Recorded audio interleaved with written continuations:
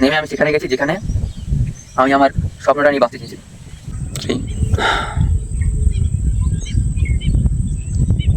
Hello family, আজকে আমি কোনো ব্লগ নিয়ে আসিনি, না আজকে আমি কোনো মজা করতে এসেছি। শুধু আজকে নিজের সাথে যে নিজের লড়াইটার সেই গল্পটাই আজকে তোমাদের সামনে তুলে ধরতে চাই। আমি জানি আমার মতন এমন অনেকে আছে যারা রাতে ঘুমোতে যাওয়ার আগে ভাবে যে কালকের দিনটা ভালো যাবে তো, কালকের দিনটাই কিছু করতে পারবো তো, কালকে আমার কি হবে, কালকে আমি কি করে দুমুঠো নিজের ভাতের জোগাড় করব। আচ্ছা, তোমাদের জীবনে কি এমন কখনো ঘটেছে যে মনে হয় যে চারিদিকে শুধু চাপ আসছে, রেসপন্সিবিলিটি আসছে, কিন্তু পালানোর কোনো রাস্তা নেই, তুমি চেয়েও কোনো দিকে পালাতে পারবে না? এরকম কি তোমাদের সঙ্গে কখনো হয়েছে? সেরকম একটা স্টোরি আজকে আমি তোমাদের সামনে তুলে ধরবো, যে আমি আজকে ছোটোবেলার থেকে যা আমার ঘটেছে আর এখনও পর্যন্ত এই 22 বছর বয়স পর্যন্ত আমি এখনও কী করে নিজেকে সারভাইভ করছি, সেটাই গল্প আমি তুলে ধরবো। আমার গল্পটা ঠিক শুরু হয়েছিল 13 বছর বয়স থেকে। প্রথমে হয়তো শুরু হয়েছিল গল্পটা, কিন্তু হয়তো আমি তখন বুঝতে পারিনি। কিন্তু তখন আমার বয়স 13 বছর বয়স, তখন থেকে আমি ব্যাপারটা বুঝতে পারলাম যে কিছু একটা প্রবলেম আছে আমার জীবনে। যখন আমার 13 বছর বয়স হলো, আমি একদিন স্কুলে গিয়েছিলাম, তখনও হয়তো বুঝিনি ব্যাপারটা যে কী চলছে না চলছে। তখন আমার 13 বছর বয়স, তখন আমি স্কুল থেকে এসেছি, ক্লাস অ্যাপ্রক্স ঠিক আমার মনেও নেই যে আমি কিছু পড়তাম না পড়তাম। তো তখন আমি দেখেছি বাড়ি এসে যে আমার বাবা আমার মাকে মারছে, চুল ধরে নাচড়াচ্ছে, আর পুরো পাড়ার লোক এক জায়গায়। সেই আমি আমার লাইফে ফার্স্ট আমি দেখেছিলাম আমার বাবা মাকে একে অপরের সঙ্গে যুদ্ধ করতে এবং আমার বাবা মাকে একে অপরের সঙ্গে মারপিট করতে। সেরকম পরিস্থিতি একটা 13 বছরের বাচ্চা কী ভাবতে পারে, ভাবো কী ভাবতে পারে সেই ছেলেটা। আমি চেষ্টা করছিলাম ছাড়ানো, কিন্তু কেউ আমাকে কাছে দিতে দিচ্ছিল না। আমার বাবা আমার মাকে চুল ধরে কাঁচারের উপরে আঁচার মারছে।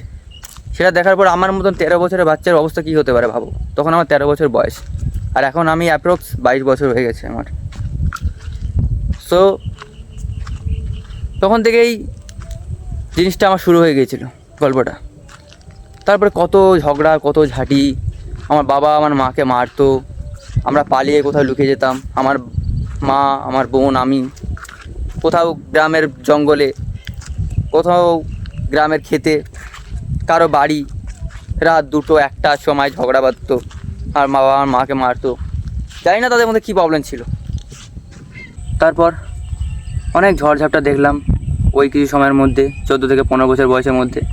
তারপরে আমাদের বাবা মায়ের একটু ছাড়াছাড়ি হয়ে গেল, আমার মা চলে এলো বাবার বাড়ি, আমরাও চলে এলাম তার সাথে, বাবা রয়ে গেল তার বাড়ি। চলতে চলতে আমার বাবা এলো, তারপরে এরপর মা চলে গিয়েছিলো, তারপরে মা আমাকে চলে যেতে বলেছিল, আমি যাইনি, বাবার টানে ছিলাম। তারপর আমার মাকে কোনোভাবে আমার বাবা নিয়ে এলো, আমার মাও চলে এলো, যে আমি একা আছি সেখানে, সেও চলে এলো লাস্ট পর্যন্ত। কিন্তু সে সুখ আমাদের টিকলো না, তারপর আবার আমার বাবা ঝগড়া করলো কোনো একটা কারণের জন্য। আমি জানি না কারণটা, জানি না। আমি অনেক রিয়েলিটির থেকে অনেক পিছনে ছিলাম আমি। আমার বাবা বলতো তোর মায়ের দোষ, মা বলতো তোর বাবা আমায় মারে, কাকে কি বলবো বলো। সেই সব দেখে দেখে বড় হয়েছি। বড় হওয়ার পর কম বেশি একটা এবার চলে এসেছিলাম, প্রায় 14 বছর প্রায় শেষ হয়ে যাবে এরকম একটা অ্যাপ্রক্স। তারপর আমার মা বললো আমরা একসাথে আর থাকবো না, মানে ওই বাড়িতে আমরা থাকবো না, কারণ কি ওখানে গেলে ঝগড়া হয়, ঝাঁটি হয়, আমরা থাকবো না ওখানে, একটা ভাড়া বাড়ি নিই। ঠিক আছে, একটা ভাড়া বাড়ি নেওয়া হলো। নেওয়ার পর ঠিকঠাকই চলছিল সব কিছু। তারপর তো আমরা 4 মাস ছিলাম সেখানে, ভালোভাবে ছিলাম। বাবা আসতো, কাজ করে আসতো, আমরা সবাই ওখানে থাকতাম, খেতাম দিতাম।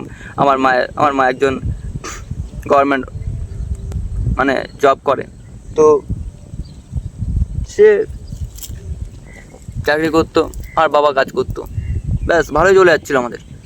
আমরা কিছুক্ষণ সময় পর মা বাবা ভেবেও নিল যে এবার আমরা ভাড়া ঘরটা ছেড়ে দেবো আর চলে যাব নিজেদের বাড়িতে। সেটাও সইল না আমাদের। কি হলো, আচমকায় আমি গিয়েছিলাম আমার পুরোনো বাড়ি। আমি জানতাম না সেই ভাড়া বাড়ি কী হচ্ছে। আমার বাবার মাথায় কী চাপলো। আমার বাবা ওই দিন গিয়ে আমার মাকে মেরেছে। প্লাস আমার বোনটা কী কপাল খারাপ ছিল আমার বোনটারও, যে ওই দিন ও স্কুলে গিয়েছিলো, স্কুল ওই দিন ছুটি হয়ে গেছে না কী কারণে ও বাড়ি ফিরে এসেছিলো আর চলে এসেছিলো। আর চলে আসার পর সে বাবা মা ঝগড়া দেখলো, সে আটকাতে গেছে, আমার বাবা কি একটা দিয়ে মেরেছে পুরো আমার বোনের। প্লাস এখানে মেরেছে পুরো নাকটা ভেঙে গেছে, মানে দম নিতে পারছিল না মেনলি।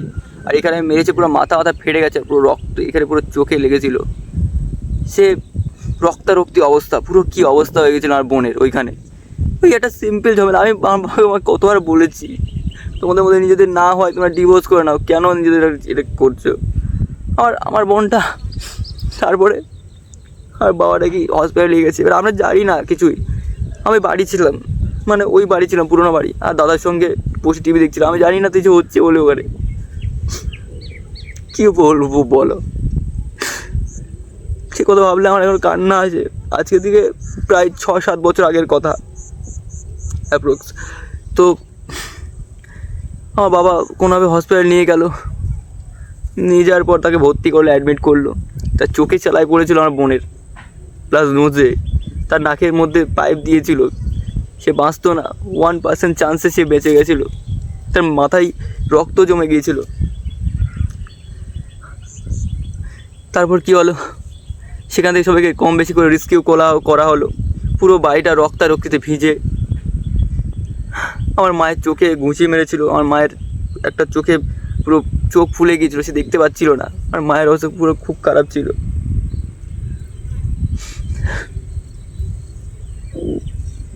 তখন আর 15 বছর বয়সে বলে পুরোপুরি হয়নি। আর তারপরে আমার বাবাকে পুলিশে ধরে নিয়ে গেল। নিয়ে গিয়ে আমার বাবাকে খুব মেরেছে তারা। আর বাবা আমার জীবনে যেসব কোনোদিনও সহ্য করতে পারে, বাবাকে খুব মেরেছে নাকি, ভীষণ মেরেছে আমার বাবাকে। মানে এত মারা মেরেছে আর বাবা নাকি অজ্ঞান হয়ে গেছে। মা বাবা চিল্লাতে নাকি অজ্ঞান হয়ে গেছে। কী করবো এইসব জিনিস, এইসব মানে জেল কেটেছিলে।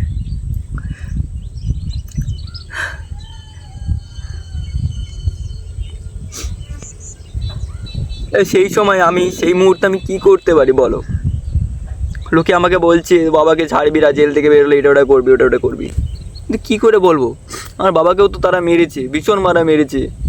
কী করে পুলিশের মার। তারপর কিছু সময় কাটার পর আমার বোনটা সুস্থ হয়ে এলো। আমরা সবাই ওর ভালো করে ট্রিটমেন্ট করেছি। প্রত্যেক দিন একটা করে ইঞ্জেকশন লাগতো, ওর প্রত্যেক দিন সেলিং করতে হতো, প্রত্যেক দিন ওখানে পরিষ্কার করতে হতো, ডাক্তার আসতো। প্রত্যেক দিন ওর ট্রিটমেন্ট করে ওকে সুস্থ করলাম। তারপরে আচমকা একদিন দেখি আমার বাবা এসে বলছে আমরা ওদেরকে নিতে এসেছি। আমার মামা কোনোভাবে পাঠাবে না। সে তাকে বলে দিল, তুমি আর কোনো কথা বলো না, তুমি চুপচাপ চলে যাও। ব্যাস, তুমি চুপচাপ চলে যাও, আর তুমি কোনো কথা বলো না, তুমি ব্যাস চুপচাপ চলে যাও। আমার মামার ভীষণ মাথা গরম ছিল, হওয়াটাই স্বাভাবিক। যদি আমার বোনের সঙ্গে এটা ঘটতো, আমি কখনোই আমার বোনকে কোনোদিনই তার কাছে পাঠাতাম না, কোনোদিনই পাঠাতাম না। তা আমার বোনকে যে মেরে ফেলার মতো অবস্থা করে দেয়, আমার ভাগ্নিকে যে মেরে ফেলার মতো অবস্থা করে, তার কাছে আমি পাঠাবো না আমার বোন আর আমার ভাগ্নিকে। এটা আমি নিজে হলেও সেটাই করতাম। সেটাই আমার মামা করেছে। অবশেষে আমরা ভাবলাম যে তারপরে আমার মামা বাড়ি থেকেই স্কুল যাওয়া আসা করতো কম বেশি, আমি আর মায়ের সঙ্গে স্কুল করতাম। তারপরে অনেক দিনটা কেটে গেল। কাটতে আমার মা একটা টাইমে বললো, আমরা আর কতদিন এখানে থাকবো এইভাবে, আমি একটা ঘর ভাড়া নিই আলাদা করে, সেখানে আমি আমার 2 ছেলেপুলেকে নিয়ে থাকবো। এবার সেটাও হলো। এবার দেখো, সেটা হওয়ার পর আমরা চলে গেলাম আমার মায়ের সাথে সেই থাকার জায়গায়, যেখানে মা ঘর ভাড়া নিয়েছিল। অনেক খোঁজাখুঁজি পর পেয়ে গিয়েছিলাম। এবার থাকছিলাম 2020 সময়, সেটা 2019 থেকে 2020-21 মধ্যে আমরা ছিলাম সেখানে 2 বছর কি 1 বছর কি 2 বছর ছিলাম অ্যাপ্রক্স ওখানে। তারপর ওখানে পড়াশোনা সব কিছু করলাম। এবার তখন আমার বয়স 16 কাছাকাছি হবে, 16 ঠেকা ঠেকা হবে, এমনটা হবে ব্যাপার। তারপরে ওখানে কিছু বছর থাকলাম, সবাই যা সেমন থাকলাম। এইবার যখনই আমার বয়স 18 বছর হলো, তখনই আমি বাইরে কাজে চলে গিয়েছিলাম তামিলনাড়ুতে। তো ফার্স্ট আমি এরকম আমার বাইরে চলে গেছিলাম কাজে। তখন আমার কাছে জীবনে কোনো উদ্দেশ্য ছিল না যে আমি জীবনে কী করব। শুধু ভাবতাম যে একটা ভালো একটা লাইফ দিতে হবে মা বোনকে। আমাদের জীবনে অনেক সমস্যা গেছে, অনেক কিছু গেছে, একটা ভালো একটা জীবন দিতে হবে। তো কি ওখানে গিয়ে খুব খেটেছি, রাত দিন করে খুব খেটেছি। খেটে সবাইকে পয়সা পাঠাতাম, সব কিছু ভালোই চলছিল। তারপরে আমার জীবনে ভাবলাম আমার একটা উদ্দেশ্য থাকা দরকার, যে জীবনে কিছু একটা করবো। তারপরে আমি ঠিক করলাম যে আমি একজন স্পোর্টসম্যান হব। এবার রিসেন্টলি মাঝখানে আমার একটা প্রবলেম হয়েছিল, মানে একটা অসুখ হয়েছিল মেনলি আমার এই বাঁ সাইডে একটা মানে ফেস প্যারালাইসিস হয়েছিল মেনলি। সো অতিরিক্ত রাত জাগার মানে উচ্চ রক্তচাপের জন্য এটা হয়েছিল মেনলি। তো তারপরে আমি ভাবলাম না, যদি আমি নিজের শরীরকে ফিট রাখি তাহলে আমার কখনো আর এটা হবে না। তো তার জন্য আমি ভাবলাম যে আমি স্পোর্টসকে নিজের ক্যারিয়ার হিসেবে চুজ করবো, আর আমি চুজ করলাম ফুটবলকে। তো তারপরে আমি ভাবলাম ফুটবল তো নর্মালি ইন্ডিয়াতে হয় না, এটা তো মেনলি এর যে মেন জায়গা সেটা হচ্ছে ইউরোপ। তো আমি সেখানে যাওয়ার কথা ভাবছি। এবার ওখান থেকে আমি চলে আসার পর সবাই সেরকম একটা বললো যে ওরকম করিস না, এটা ওটা করিস না, বাট আমি শুনিনি। আমি ভেবেছিলাম যে আমি নিজের ক্যারিয়ার নিজে গড়বো, আমি বেশি কারো কথা কানে দেবো না। তারপরে চলে আসার পর আমি কিছু টাইমের জন্য আবার চলে গেলাম 4 মাসের জন্য চেন্নাই। সেখানে গিয়ে গাড়ি লোডিং আনলোডিং এইসব করতাম।